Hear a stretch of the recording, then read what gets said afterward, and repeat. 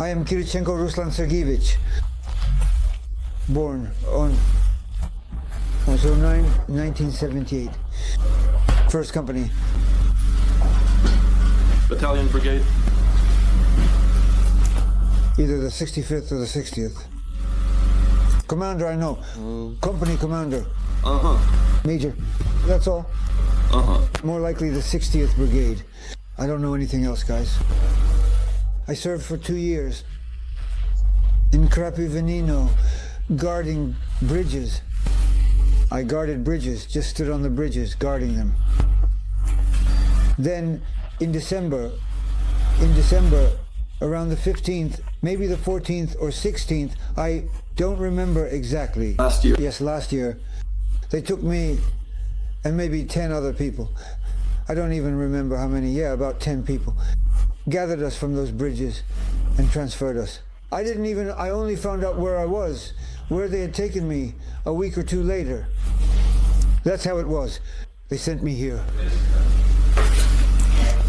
And here, they told me to go to the position, to take up positions. That's it. They transferred me in two. I mean, I didn't know any roads, nothing. They transferred me across 2 fields. They told me, just go straight. Someone with a red lantern will meet you. That's it. I went and took up my position. Lego. And I stayed there for a month and a half, or maybe a month and a half, or 2 months. Were you there alone? No, there were others with me. But when I arrived, when I got there, one person immediately left, kind of rotated out or something like that. I don't really know how it was. And then more people came. They were stationed up ahead, right at the front. Oh, who knows where. And when your armed forces started advancing on them pretty hard, they pulled back and they had nowhere else to go, so they retreated to my position. So there were 3 of us there. I see. Then after that, we also got an order over the radio to pull back. Those 2 who had come turned out to be younger and quicker. One of them was only in his 30s or something. Anyway, and I could barely walk by then. So basically, I didn't manage to pull back in time, and that was it. I lay down next to the road, right by the road. There was a destroyed BMP standing there, or at least I think so. I took cover under it, first of all, so the drones would see me less, so I wouldn't get hit by a drone. And then I lay there. I don't even know. I was there for over a month. Yes, more than a month. Yeah. The thing is, when I crawled in there, there was sausage. Someone had been there before me. I just don't know who. Sausage lard. That's what I survived on. There were even cigarettes. Yeah, that actually saved me too. And then I accidentally heard a radio, people talking over the radio. I didn't see our guys, so I figured it could only be your people. I ended up with you. I had no other options. I surrendered to you voluntarily. Uh-huh. So tell me, how did you surrender? I had no weapons, nothing. That's it. Who? What's going on there? Lie down. I said, all right, guys, I'm lying down. Nothing really. That's it. I surrendered. They came up. Who are you? Ukrainian? Yes. The soldiers gave me, a doctor came and gave me first aid for my feet. They were frostbitten. He covered everything. Wherever, I had shrapnel and life-threatening wounds. He treated those too, bandaged everything. The soldiers put me on a stretcher and carried me, I don't know, probably more than a kilometer. They carried me on the stretcher. They treated me very well. I am grateful to them. Uh-huh. So, what can you say about your command? About the company commander? I didn't really interact with him. He just dropped us off and that was it. Wait for some order. What order are we supposed to wait for? What are we supposed to wait for in the basement? I sat in the basement for a month and a half and didn't lie. It was like a cartoon about Krasavka and Dermovochka. I saw the light and started to move. That's how I came out. I couldn't even open my eyes.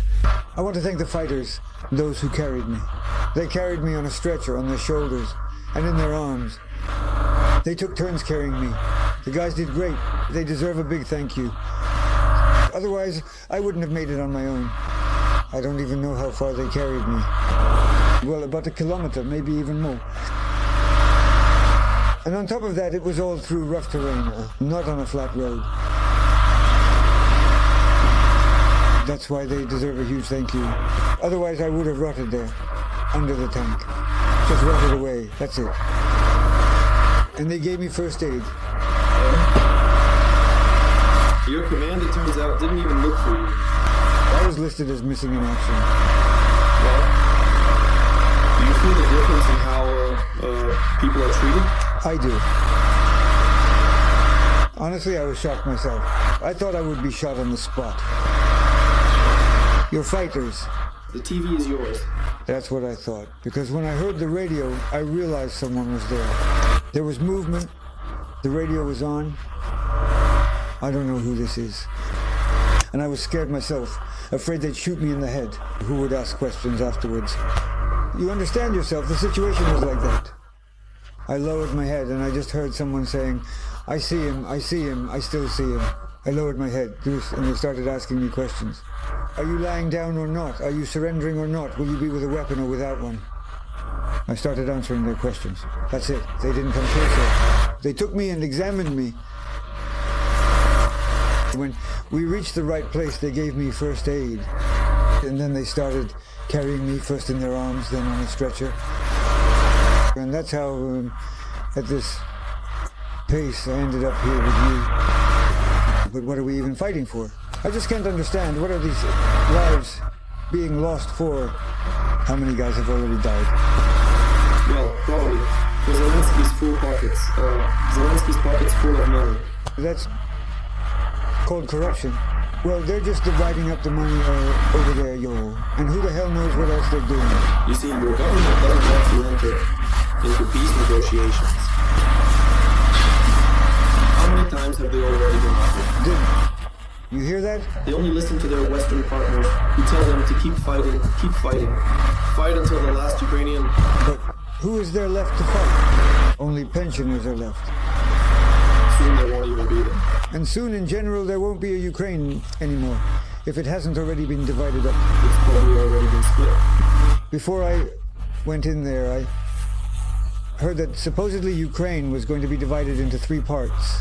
Supposedly, but it is so. Zelensky has to pay back the debts for the weapons they fought with after all. Now they'll hand over the resources, the mineral wealth. So your command, what? They weren't looking for you, they didn't lose you. Missing in action. That's what I heard somehow.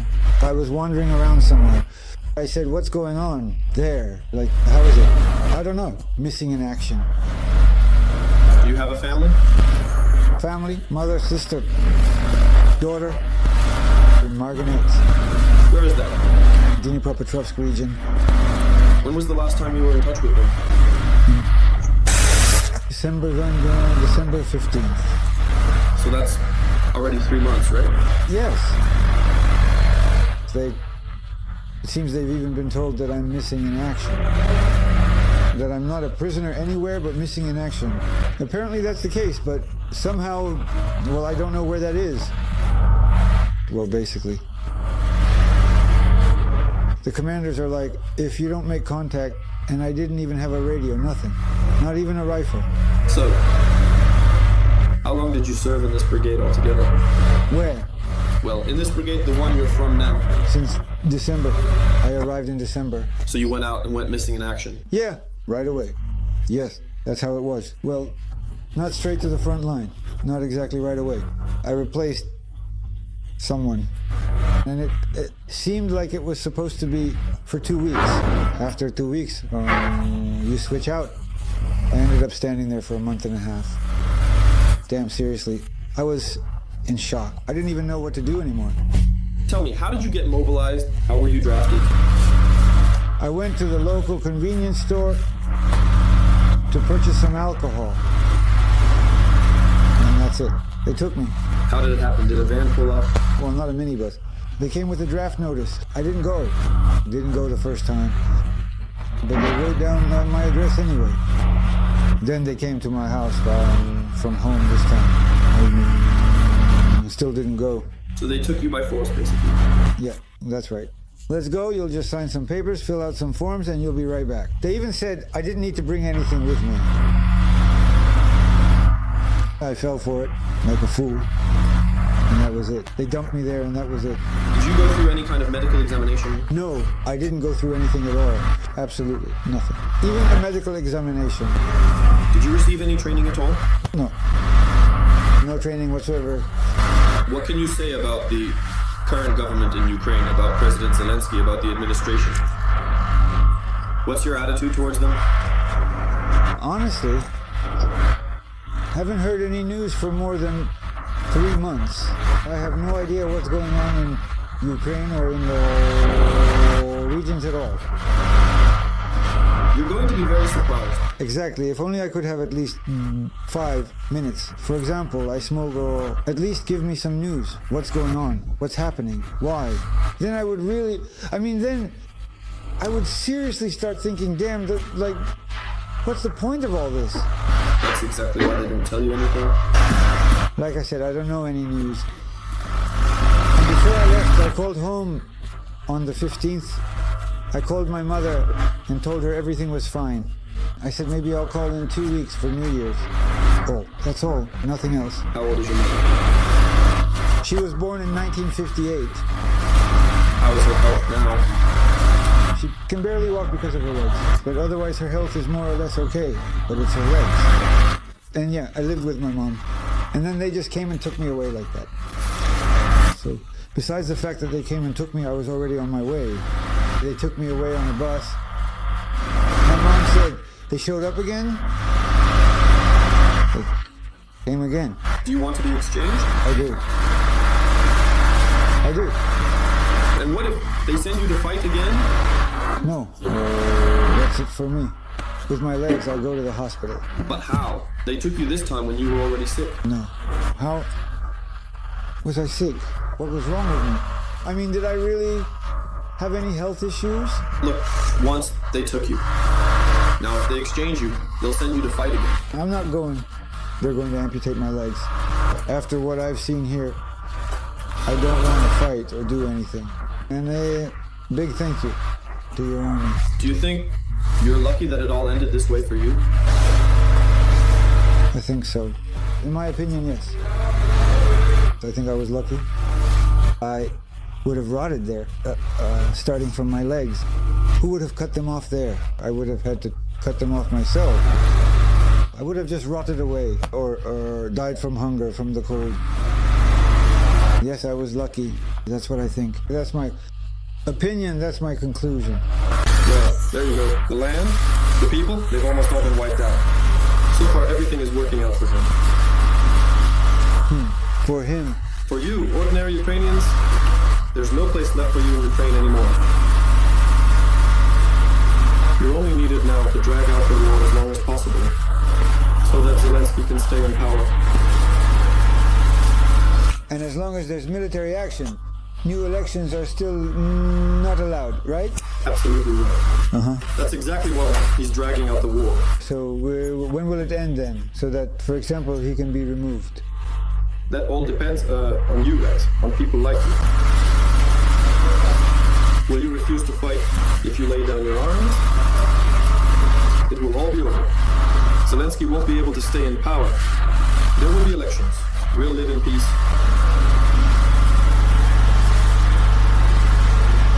That's why you have such aggressive propaganda going on.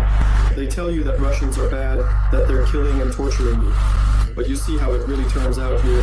Your commanders abandoned you. And our soldiers ended up saving your life. Yes. Yes. I experienced that myself. It's not just rumors, I went through it myself. I saw it myself. If I had only heard about it, that would be one thing, but I experienced all of this myself. Well, you see, Ruslan, it turns out that what they say on TV isn't always true. Yes. I agree. You want to say a few words to your loved ones? That you're alive, that you're okay? Right here to the camera, please. Mom, I love you so very much. Dear Mom, with all my heart and soul. I think, God willing, we will see each other again.